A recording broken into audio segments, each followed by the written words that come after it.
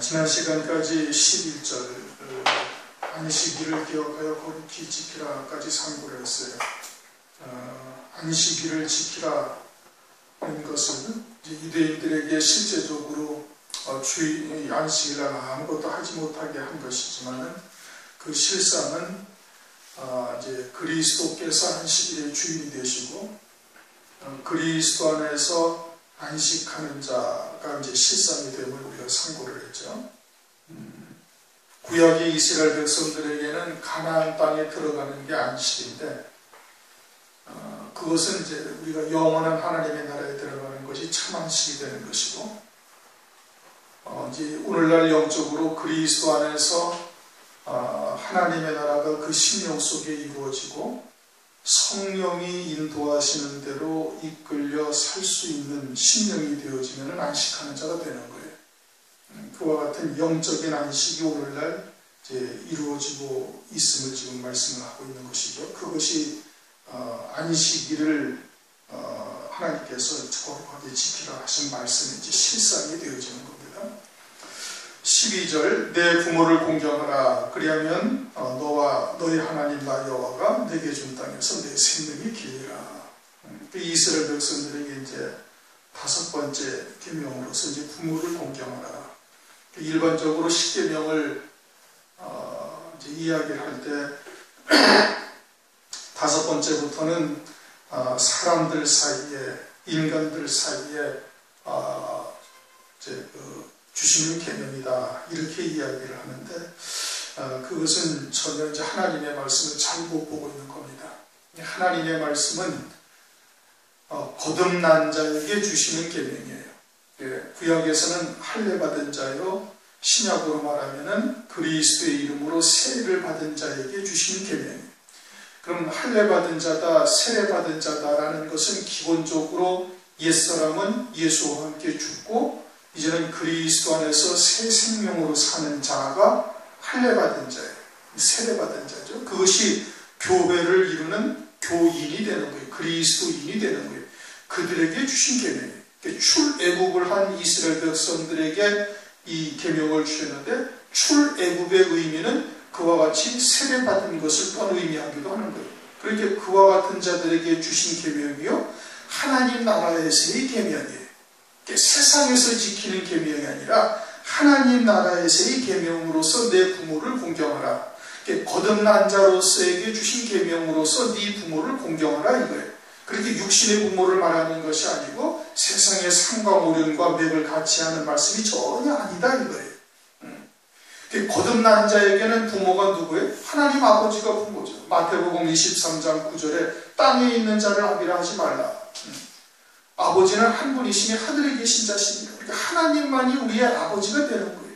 그러니까 하나님 나라에서의 계명이에요. 그 부모를 공경하는 얘기고 이제 그것은 우리가 육신의 장막을 벗고 이제 하나님 나라에 가서 온전한 하나님 아버지를 이제 섬기는 자가 되어질 때를 말하는 것이고 오늘날은 이 교회도 하나님의 나라인 거예요. 교회 안에서의 부모는 누가 부모냐? 사도 바울이 디모데에게 참 아들이 있다 이거예요. 고린도전서 4장 15절에서는 복음으로서 내가 너희를 낳았다. 갈라디아서 4장 19절에는 너희를 위하여 해산하는 수고를 한다. 이게 바울이 갈라디아 교회나 고린도 교회의 부모가 되는 것이고 그렇게 바울과 같은 온전한 신앙으로 세워진 것이 그것이 참 아들인 디모데가 되는 거예요. 그러니까 이 부모라는 것은 교회 안에서 하나님 나라에서의 부모를 말하는 것이지 육신의 부모를 말하는 것이 아니다 이겁니다. 영적인 부모를 말하는 것을 말씀을 하고 있는 거예요. 그와 같은 영적인 부모를 통해서 참 아버지가 누군지를 알게 하는 거예요. 교회를 통해서, 말씀을 통해서. 그리고 신앙이 장성한 자로 자라서 성장되어져 가면은 이제는 그리스도의 신부로 세워지게 되는 거예요. 그것을 어디서 하는 거예요? 교회에서 하는 거예요. 그러니까 고린도후서 11장 2절에 이제는 정결한 처녀로서 그리스도에게 중매한다 이겁니다. 에베소서 5장을 가면은 남편과 아내에 대해서 쭉 설명을 하시다가 에베소서 5장 31절 이하에 보면 이렇게 말씀을 하십니다. 이러므로 사람이 그 부모를 떠나 아내와 합하여 그 둘이 한 육체가 될지니 이 비밀이 크도다. 내가 그리스도와 교회에 대하여 말한다. 이렇게 말씀하십니다. 남편과 아내를 누구로 빗대어서 말씀하고 있는 거 아니? 그리스도와 교회에 대해서 말하는 거예요. 그리스도와 교회에 대해서 말하는데 그것을 남편과 아내로서 이렇게 말씀을 하고 있다 이겁니다. 그러니까 남편은 누구를 말하는 거예요? 그리스도를 말하는 것이고 아내는 교회요, 성도요, 우리 모두가 다 그리스도의 이제 아내로서 이제 자라나가는 것이죠. 무엇을 통해서? 교회를 통해서. 그러니까 고린도후서 11장 2절에 정결한 처녀로서 그리스도에게 중매를 한다. 사도 바울이 그렇게 말씀을 하고 있는 겁니다. 그러니 신앙이 자라서 장성한 자가 되어지면은 이제는 이 지상에 있는 교회의 아버지, 영적인 아버지를 떠나서 예수 그리스도의 신부로서 세워지게 되어지는 거예요. 그것이 교회가 할 일이고 그와 같은 관계에서의 부모가 누구냐를 지금 말씀을 하고 있는 겁니다. 그러한 부모를 공경하라는 얘기예요. 그 내 부모를 공경하라. 그러니까 이 부모라는 것은 육신의 부모를 말하는 것이 아닙니다. 그러면 육신의 부모를 공경하라는 얘기가 아니라 해가지고서 육신의 부모는 그냥 내팽개쳐도 되느냐 그것을 말하는 것은 아닙니다. 그거는 육신을 입고 있는 자는 짐승도 알고 있는 일들이거든요. 누구나 다 아는 얘기를 세상에 관한 이야기를 하는 것이 아니라 하나님 나라의 이야기를 하시는 거예요. 하나님 나라에서 지켜야 할 계명을 지금 말씀하고 있는 것이지 세상에 속한 또는 세상에서 어떻게 해야 될 것이냐 이거를 말씀하고 있는 것이 전혀 아니다 이겁니다. 그리하면 네 부모를 공경하라. 그리하면 너희 하나님 나 여호와가 네게 준 땅에서 네 생명이 길리라. 그리하면 너희 하나님 나 여호와가 네게 준 땅이라는 것은 가나안 땅이지. 이스라엘 백성들 출애굽 당시에는 가나안 땅을 말하는 것이고 가나안 땅에서 장수의 복을 누릴 것이다. 그렇게 말씀하고 있는 거예요. 그런데 가나안 땅의 실상은 하나님의 나라예요. 하나님의 나라에서 네 생명이 길리라. 그런데 하나님의 나라는 영원한 나라거든요. 영원한 나라에서는 생명이 길고 짧음이 있는 게 아니라 영원히 사는 거예요.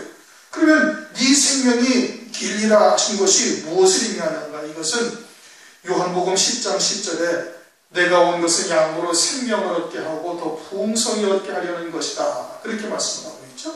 생명을 풍성히 얻는다는 것은 하늘나라의 영광을 더하간다. 그런 말씀이고요. 주님께서도 나는 부활이요 생명이니 라고 말씀하신 그 주님의 생명이라는 것은 하나님 보좌 우편 영광 중에 계신 주님을 말씀하고 있는 것처럼 생명이 길리라 한다는 것이 하늘나라에서 영원히 산다. 그 누구나 그 육신의 장막을 벗으면 영원히 사는 거예요. 그것을 말하는 것이 아니라 하늘나라에서 풍성한 기업을 받게 되어질 것이다. 이제 그것을 말씀을 하고 있는 것이죠. 이것은 아브라함, 믿음의 조상인 아브라함을 통해서도 아브라함이 부모 아비집을 떠나서 하란을 떠나 아비집을 떠나서 가나안 땅에 가고 난 이후에도 그 아비 데라는 60년을 하란 땅에서 더 살았어요. 더 살았음에도 불구하고 아브라함은 자기 아비에 있는 곳으로 전혀 가지가 않았던 겁니다. 그런데 하나님께서는 그 아브라함을 믿음의 조상이다라고 이야기를 하고 계셔요. 믿음의 조상이라는 것은 아브라함처럼만 우리가 믿음 생활을 하면 온전하다는 얘기예요. 그런데 아브라함은 그러면 십계명을 통해서 볼 때는 부모를 공경하라는 계명을 어긴 자가 되는데 어떻게 믿음의 조상이 될 수가 있겠어요? 이 말씀이 육신의 부모라면 아브라함은 믿음의 조상으로서의 어마어마한 결격사유가 되는 거예요. 그런데 하나님께서는 아브라함을 그렇게 보지 아니하신 거예요. 아브라함을 믿음의 조상이다. 얼마나 하나님의 말씀에 절대 순종을 했으면 아브라함을 내 벗이다라고 하나님의 벗이라고까지 이야기하신 거예요. 그러므로 네 부모를 공경하라는 것은 육신의 부모를 말하는 것이 아니다 이겁니다. 그렇다고 또 육신의 부모는 공경하지 않아도 된다 이런 뜻은 더더욱 아닌 거예요. 그것은 거듭난 자에게 주신 계명이다 이겁니다. 그리스도 안에서 새 생명으로 사는 자에게 주신 계명이다. 그 다음은 이제 13절, 14절 살인하지 말지니라 간음하지 말지니라. 이것은 유대인들이 그저 육신의 목숨을 살인하지 아니하면 살인하지 아니한 것으로 알고 또 육신적으로 간음하지 아니하면 간음하지 아니한 것으로 아는 거예요. 그것은 육에 속한 육신적, 혈통적 유대인들이 알고 있던 개념이에요. 그러나 그리스도 안에서는 이것을 완전히 주님께서 새로운 계명으로 바꾸시는 겁니다. 그 바꾸신 게 어디에 있느냐 하면은 마태복음 5장의 산상보훈에서 이와 같은 계명을 전혀 다른 뜻으로 이제는 그리스도 안에서 새 생명으로 사는 자로서의 살인하지 아니하는 것이 무엇이냐, 간음하지 않는 것이 무엇이냐를 가르쳐 주시는 거예요. 왜? 유대인들은 그와 같이 영적인 의미에서의 살인과 영적인 의미에서의 간음이 무엇인지를 전혀 모르고 있는 거예요. 이제는 하나님의 율법이 이제는 그와 같이 우리에게 영생을 이루게 하는, 속사람을 그리스도의 형상으로 세우는 그와 같은 살리는 영의 법이 되어진 거예요. 그러니까 이것이 영에 속한 말이지 육에 속한 말씀이 아니고 그리스도 안에서 새 생명으로 살고 있는 자들에게 주신 계명이다 이겁니다. 그러므로 마태복음 5장 21절부터 32절까지 살인하지 말라, 간음하지 말라는 하나님의 계명이 이제 완전히 바뀐 것이, 마태복음 5장 21절, 22절을 보면은 이제 22절에 노하는 자마다 이제 그 살인하는 자고, 나가라 하는 자, 미련한 놈이라 하는 자들이 다 살인하는 자다 등등, 이제 살인에 대해서 영적인 살인이 무엇인지를 우리에게 가르쳐 주는 겁니다. 노한다, 노하면은 살인한다, 분노해서는 안 된다 이게. 그런데 주님도 분노하셨어요. 성전에서 돈 바꾸는 자들, 그냥 짐승 타는 자들 갖다가 주님께서 막 상을 뒤집어 엎으시고, 그리고서는 노끈으로 채찍을 만들어가지고 다 내쫓으시며, 주님이 분노하셨거든요. 또 마태복음 23장도 보면 주님께서 어마어마한 말씀을 하시는 거예요. 독사의 새끼들아, 이 화 있을 진지 하면서 엄청난 분노를 표출하신 거예요. 그러면은 노하는 자마다 살인하는 건데, 이 여기서 노하는 것이 무엇을 말하는가? 여기서는 까닭 없이 노하는 자라는 뜻이 들어있는데, 그와 같은 단어가 생략이 되어져 있습니다. 원어에는 까닭 없이 노하는 자. 주님은 까닭이 있으셨던 거예요. 하나님의 의분, 하나님의 진리에 대한 의분을 가지고 분노하신 거예요. 그것은 살인하는 게 아니다 이거예요. 그것을 잘못된 것을 가르쳐주고 바른 생명의 길로 인도하는 일을 하시는 것이니, 그것은 살인하는 것과 다른 거예요. 오히려 살리는 역사죠. 까닭 없이 노하는 자, 까닭 없이 노하는 자는 그것은 살인에 해당된다라고 말씀을 하고 있는 겁니다. 요한일서 3장 15절에도 보면은 형제를 미워하는 자마다 살인하는 자다, 그렇게 말씀을 하고 있어요. 그 다음에는 라가라 하는 자, 마태복음 5장 22절, 라가라 하는 자도 이것도 살인하는 자다라고 말씀을 하고 있는데, 라가라 하는 것은 텅 비었다, 다시 말하면 속에 생명이 없다, 하나님의 생명이 없다라는 뜻인 겁니다. 다시 말하면 불택자다 이겁니다. 당시의 유대인들이 행위를 보고서 이것이 참 하나님의 자녀냐 아니냐 이렇게 판단을 했던 거거든요. 그 안에 하나님의 생명이 있는 것은 생각지를 아니하고 겉으로 나타난 신앙의 행위를 보고 하나님의 자녀다 아니다, 신앙생활을 잘하고 있다 못하고 있다라고 판단을 한 거예요. 그와 같이 하나님의 생명이 그 안에 있는 것을 깨닫지 못하고 불택자다 또는 너는 하나님의 자녀가 아니다라고 판단하게 되어진다면 그것이 영적인 살인과 같다 이겁니다. 그 다음에는 미련한 놈이라 하는 자도 살인한 죄에 해당된다는 거예요. 미련한 놈이다라는 것은 고린도전서 1장 18절을 보면 십자가의 도가 멸망하는 자들에게는 미련한 것이다. 믿음으로 사는 것이 행함으로 사는 자들에게 보기에는 미련하게 보이는 거예요. 그냥 후다닥 해치워버리면 되는데 끝까지 하나님의 때를 기다리면서 하나님의 말씀의 역사가 나타날 때를 소망하며 기다리고 있는 것이, 그것이 행함으로 사는 자들에게는 아주 미련하게 보이는 것이죠. 그렇게 한다면 어떻게 된다? 그건 살인하는 자에 해당된다 이겁니다. 고린도전서 2장 14절에도 보면 육에 속한 사람은 하나님의 성령을 받지 아니하나니 저에게는 미련하게 보입니다. 즉 성령의 인도하심을 받아 신앙생활하는 것이 육에 속한 자들에게는 미련하게 보인다 이겁니다. 그렇게 해서 미련하다고 한다면 그것이 살인죄에 해당된다 이겁니다. 다음 마태복음 5장 23절에 보면 형제에게 원망 들을 만한 일이 있는 줄 생각나거든 예물을 제단 앞에 두고 가서 먼저 형제와 화목하라, 그렇게 말씀하셨어요. 형제가 형제에게 원망 들을 만한 일이 있다라는 것은 세상의 일로 그렇게 원망 들을 만한 일을 말하는 것이 아니에요. 형제라는 것은 그리스도 안에서의 한 형제요 하나님의 생명이 있는 자들에게 복음을 증거하지 아니해서 고린도후서 5장 17절, 18절, 19절을 보면 우리는 그리스도의 사신이 되어서 화목하게 하는 직책을 우리에게 주셨다. 화목하게 하는 직책을 주셨다는 것은 복음을 증거해서 하나님과의 화목한 관계를 만드는 그러한 사명을 우리에게 하나님께서 주신 것이죠.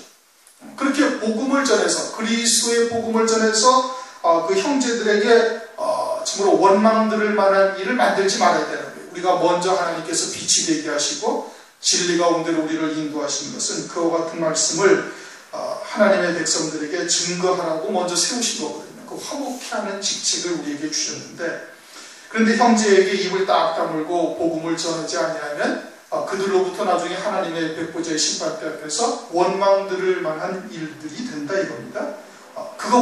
그것이 하나님 앞에 예물을 드리는 것보다 더 하나님이 기뻐하신다. 다른 생명을 살리는 일이 더 기뻐하는 일이다. 그러니까 복음을 전하지 아니해서 하나님의 심판대 앞에서 우리 형제들에게 원망들을 만한 일이 생기지 않도록 하라. 만약에 그러한다면 그것은 살인죄에 해당된다라고 지금 말씀하고 있는 것이고, 마태복음 5장 25절에 너를 송사하는 자와 함께 길에 있을 때 급히 사망하라.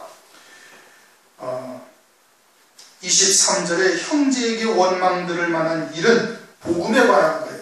예수 그리스도를 증거하는 일이고, 25절에 너를 송사하는 자와 함께 길에 있을 때, 이거는 길에 있다라는 것은 다 함께 하나님의 순례의 길을 걸어가고 있는 것을 말하고 있는 겁니다. 믿음의 길을 걸어가고 있는 거예요. 그런데 송사받을 만한 일이 있다는 것은 물질적인 문제나 세상적인 문제로 그런 것이 아니라 진리적인 차원에서 우리들은 하나님께서 깨닫게 하셔서 좁고 협착한 길을 가고 있지만 그들은 하나님의 진리가 무엇인지를 알지 못해서 넓은 길로 멸망의 길로 가고 있는 것을 보고서도 증거하지 아니하면 나중에 하나님 앞에서 어떻게 된다? 그들이 우리를 송사한다 이겁니다. 너희들이 진리가 무엇인지 좁은 길이 무엇인지를 알고 있으면서도 우리에게 증거해 주지 않아서 우리가 이와 같이 멸망의 길을 가는 자가 되어졌으니 그것을 가지고 하나님 앞에 송사를 한다는 거예요. 그러니 23절 형제에게 원망들을 만한 일이 있다는 것은 이것은 복음적인 차원에서 지금 말씀하시는 것이고, 즉 예수 그리스도를 증거하는 것이고, 마태복음 5장 25절에 송사하는 자와 함께 길에 있다는 것은 다 같이 믿음의 길을 가고 있는 거예요. 순례의 길을 가는 거예요. 그러나 우리는 진리가 무엇인지를 깨달아서 좁은 길, 협착한 길을 가고 있지만 그들은 넓은 길로 가고 있는 거예요. 그러면서 자신들이 멸망의 길인지를 깨닫지 못하고 있다 이겁니다. 그러면은 먼저 하나님께서 깨우쳐 주신 자들로 하여금 그들에게 하나님의 진리가 무엇인지를 증거해서 그들을 바른 길로 가게 해야 할 사명을 하나님께서 우리에게 주신 거다 이겁니다. 그렇게 전하지 않으면 그것도 살인죄에 해당된다. 26절 진실로 내게 이르노니 네가 홀이라도 남김이 없이 다 갖기 전에는 결단코 나오지 못하여. 홀이라도라는 것은 동전 한 입까지라도 다 갚기 전에 나올 수가 없다. 동전 한 입이라는 것은 실제 빚을 갚으라는 얘기가 아니라 단 하나의 생명이라도 이와 같이 복음과 진리를 증거해서 살리는 일을 다 감당하지 못했을 때는 그때는 살인죄에서 벗어나지 못한다 이 뜻이죠. 그럼 오늘날 우리가 모든 하나님의 백성들이 이와 같은 살인죄에서 벗어날 자가 아무도 없는 거예요. 살인죄를 짓지 아니했다라고 장담할 수 있는 사람은 세상 천지에 아무도 없는 것이죠. 그리고서 이제 7번째 계명이 이제 간음치 말라 그렇게 말씀하셨어요. 그것은 마태복음 5장 27절 이하에 쭉 설명을 하고 있습니다.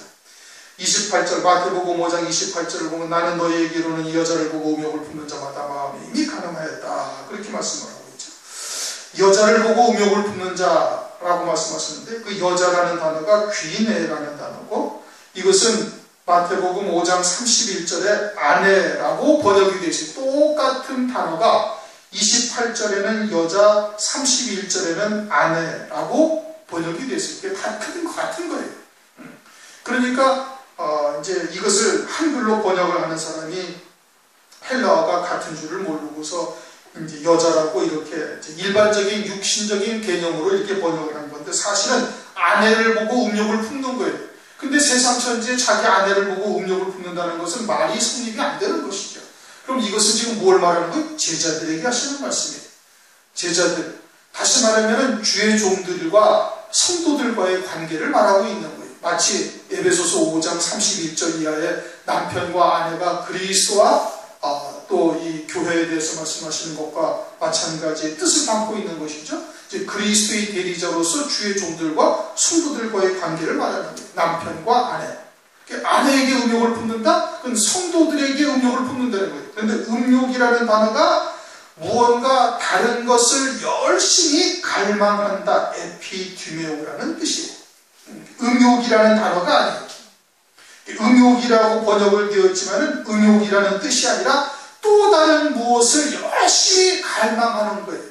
누구를 바라보고? 아내를 바라보고, 성도를 바라보고 또 다른 무엇인가를 열심히 갈망하고 있다면 그것은 이미 가늠했다 이 뜻인 겁니다. 이게 지금 28절이 뭐 육신적인 간음에서 마음의 간음으로 옮아왔다, 더 크게 이렇게 확대 해석을 했다 이런 뜻이 아니에요. 새 피조물 된 자에게 영적인 간음이 무엇이냐를 설명을 해주고 있는 거예요. 다시 말하면 제자들이, 주의 종들이 성도들을 향해서 다른 생각을 품고 있으면 간음이다 이겁니다. 성도들을 하나님께서 맡기신 이유는 그들을 통해서 정결한 처녀로서 그리스도에게 중매하는 것이 성도들을 보내신 뜻이에요. 그런데 다른 생각을 품고 있는 거예요. 뭐 성도들을 갖다가 빨리 부흥을 시켜서 교회를 부흥시켜서 큰 예배당을 짓는다든지 뭐 성도들로부터 또 다른 무슨 다른 것을 바란다든지 하는 것이 다 이게 영적인 간음에 해당된다 이겁니다. 성도들은 주의 종들은 성도들을 오직 생각을 품는 거예요. 그것이 이제 29절 30절 오른 눈 오른 손이죠. 이것이 육신적인 간음이라면 오른 눈만 다른 생각을 실족해 하는 것이 아니죠. 눈이 사파리가 아닌데 어떻게 오른 눈만 실족을 해요. 그렇죠? 오른 눈, 뇌 눈이 같이 바라본단 말이에요. 그러니까 이것은 하나님께서 다른 뜻을 두시고 하신 말씀이다. 영적인 의미를 갖고 있는 것이죠. 오른 눈이다라는 것은 이사야서 29장 10절을 보면 눈은 선지자요 그렇게 말씀하셨어요. 눈이 앞을 보는 것처럼 눈이라는 것이 영적으로는 선지자다. 하나님 나라 멀리 있는 일들을 바라보는 거예요. 즉 하나님 나라에서 이루시는 하나님의 구원의 바른 구원의 뜻이 무엇인지를 깨달았다 이겁니다. 오른쪽 눈이니까 바른 쪽이죠. 그러니까 하나님께서 하나님의 구원의 뜻을, 구원의 비밀을 아주 바르게 깨달은 거예요. 그런데 그걸 가지고 다른 생각을 한다 이겁니다. 교회를 뭐 크게 부흥을 한다든지 기타 등등 다른 엉뚱한 생각, 몰각한 목자들처럼 이사야서 56장을 보면 10절 이하에 몰각한 목자들이 있죠. 자기의 이익을 위해 사는 거예요. 미가서 3장 11절을 보면 싹스를 위하여 예언하는 선지자들이 있다 이겁니다. 이와 같이 잘못된 하나님의 지혜를 가지고 잘못된 방향으로 가게 되어진다면 그것은 바로 영적으로 간음한 것이고, 그렇게 되어질 경우에는 온몸에 지옥에 던지우지 않는 것이 낫다. 눈을 한쪽을 빼버리고 지옥에 던지우지 않는 것이 낫다. 지옥에 던지우지 않는 것이 유익하다라는 것은 둘째 사망의 해를 받지 않는 것이 낫다 이겁니다. 그렇게 한다면 둘째 사망의 해에 들어가게 되어진다라는 뜻인 겁니다. 이게 히브리어 헐라오 원어를 번역을 하면 그와 같은 뜻인데, 우리 성경에는 그냥 지옥불에 던지우는 것처럼 이렇게 말씀을 하고 있죠. 둘째 사망의 해를 받게 되어질 것을 말씀을 하고 있는 것이고, 30절에 오른손이 너를 실족해 한다면 그것도 영적인 간음이다 이겁니다. 오른손이라는 것은 무엇을 말하는가? 오른손이라는 것은 욥기서 40장 14절을 보면 오른손이 너를 구원할 수 있다고 내가 인정하리라. 역대하 15장 7절을 보면 손이 약하지 않게 하라. 너희 행위에는 상급이 있을. 손이라는 것은 행위도 말하는 것이고 오른손이라는 것은 구원을 말하는 것이고, 이게 구원과의 관계에서 이제 지금 실족을 하게 되어지는 말하는 거예요. 구원과의 관계에서 실족을 한다는 것은 우리의 구원은 오직 하나님의 은혜로 되는 것이죠. 에베소서 2장 8절 9절을 보면은 하나님의 은혜요 선물이다 이겁니다. 우리가 믿는 것도 내가 믿은 것이 아니고 하나님께서 믿게 하신 것이고, 기도도 내가 기도하는 것이 아니라 하나님께서 주시기 위해서 기도하게 하시는 것이고, 모든 구원이 다 하나님의 은혜요 선물인 거예요. 그런데 자기를 드러낸다 이겁니다. 자기를 자랑하는 거예요. 가르치는 자들이 자기가 기도하면 어쩌고 저쩌고, 또는 뭐 내가 어쩌고 헌신을 하고 충성하고 봉사하고, 뭐 이와 같이 자기가 신앙의 주체가 되어져서, 마치 마태복음 24장을 보면은 마지막 때에 많은 사람이 내 이름으로 와서 나는 그리스도라. 내가 구원자라는 것과 똑같은 것이죠. 예수 그리스도 안에서 내가 예수를 믿었고 내가 봉사 충성을 헌신했고 내가 기도했고 등등 구원의 모든 주체가 자기가 되어져 있다면 그것은 오른손이 실족한 것과 마찬가지예요. 그러면 어떻게 된다? 그러면은 사람의 의, 하나님의 의가 아닌 사람의 의로 사는 자가 되어지니 그렇게 되면은 그것도 역시 영적으로 가늠하는 자다. 그렇게 지금 말씀을 하고 있는 겁니다. 그러면서 또 31절, 32절을 보면 나는 너희에게 이르노니 누구든지 음행한 연고 없이 아내를 버리면 이는 저로 가늠하게 하며 또 누구든지 버린 여자에게 장가드는 자도 가늠한다. 여기서도 역시 마찬가지로 여자만이 음행을 해요. 그것은 누구를 말하는 거예요? 성도를 말하는 거예요. 목사 이하 모든 성도가 하나님과 우리 사이, 그리스도와 우리의 관계를 본다면 그리스도가 남편이고 우리가 아내에 해당되어지는 것이고 32절에서는 음행한 연고 없이 아내를 버린다는 것은 아내만이 음행을 하는 것이기 때문에 그러는 거예요. 그 아내라는 것은 모든 교회를 말하는 것인데 여기서 음행한 연고라는 이 원어가 말씀에 대한 음행이에요. 로고스 포르네이아라고 이렇게 이제 원어가 되어 있는데 말씀에 대한 음행. 말씀에 대한 음행이라는 것은 첫째 잘못된 말씀을 듣는 것, 또 말씀을 믿지 않냐고 다른 것을 보는 것. 그것은 이제 마태복음 12장 이 38절 이하에 보면은 표적을 원하는 자들에게 주님께서 악하고 음란한 세대라고 책망을 하시죠. 그것이 음행이다 이겁니다. 말씀을 믿지 않냐고 표적 보기를 더 좋아하는 것. 은사나 표적이나 예언이나 이런 것을 쫓는 것이 영적으로는 음행인 거예요. 그와 같이 음행을 하는 자가 있으면 버려도 된다 이겁니다. 이미 영적으로 가늠한 자가 되는 거예요. 또 진리가 아닌 비진리, 이제 드러난 것은 신천지다, 여호와의 증인이다, 안상홍 증인이다, 다미 선교회다, 몰몬교다 등등 일반적으로 알려져 있는 것도 이것도 비진리를 쫓는 것이고 영적인 음행이에요. 그와 같이 잘못된 말씀을 쫓는 것이거나 또는 그와 같이 표적이나 은사나 하나님의 말씀보다 더 다른 것을 앞세우고 있다면 그것은 영적으로 음행을 하고 있는 것이죠. 그러면은 그들 갖다가 출교시키라 이겁니다. 교회에서 내쫓든지 해야 될 것을 지금 말씀을 하고 있는 것이죠. 그렇게 해서 저로 가늠하게 하며 또 누구든지 버린 자에게 장가드는 자도 가늠합니다. 그렇게 가늠죄에 대해서도 주님께서 새롭게 설명을 해주시는 거예요. 그러니 부모를 공경하라, 살인하지 말라, 가늠하지 말라 하는 말씀들은 이것은 우리 육에 관한 말씀이 아니라 영에 관한 말씀이요. 그리스도 안에서 새 피조물 된 자들에게 주시는 말씀이에요. 그것을 유대인들이 잘못 깨닫고 있어서 주님께서 새롭게 해석을 다시 해주시고 있음을 말하고 있는 겁니다. 특별히 이 가늠죄는 장차 환란날에 음녀교회가 등장을 하죠. 음행의 포도주에 취한 자, 음녀교회가 음녀라고 하는데 그 음녀가 등장을 하게 되어지는 결정적인 계기가 되는 겁니다. 그와 같이 표적을 보는 자들은 거짓 선지자가 나타나가지고 하늘에서 불을 꺼내리고 또는 우상에게 생기를 불어넣어서 말하게 하는 등등의 표적이 그냥 넘어갈 것이고 또 영적으로 그와 같이 야고보서 4장 4절에 말씀하신 것처럼 세상과 벗됨이 가늠하는 것임을 말씀하고 있는데 하늘에 속한 믿음으로 사는 것이 아니라 세상 것에 마음을 두고 살게 되어지면 결국은 진술표를 받는 자가 되어지니까 그것도 역시 음행의 포도주에 취해서 음녀가 되어질 것을 이 가늠죄를 통해서 나타내 주시고 있는 겁니다. 그러므로 십계명에서 말씀하고 있는 출애굽기로 다시 돌아가서 십계명에서 말씀하고 있는 지금 부모를 공경하라, 또 이와 같이 살인하지 말지니라, 가늠하지 말지니라, 또 그 다음에도 나와 있는 도적질이나 이웃에게 거짓 증거나 이웃에 탐내지 말라는 것이 전부 다 새 생명으로 사는 거듭난 자들에게 해당되어지는 말씀입니다. 세상에서 도적질하지 말고 세상에서 거짓말하지 말라 이런 뜻으로 말씀하고 있는 것이 아니다 이겁니다. 하나님의 나라에 대한 계명인 것을 우리가 다시 한번 잘 깨달으시고 우리가 그리스도의 장성한 분량에 이르기 위해서는 이와 같은 계명들이 그대로 우리에게 적용이 되는 거예요.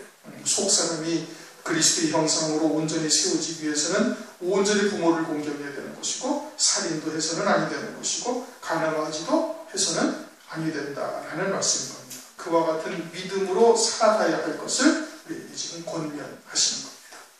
통성으로 함께 기도합니다.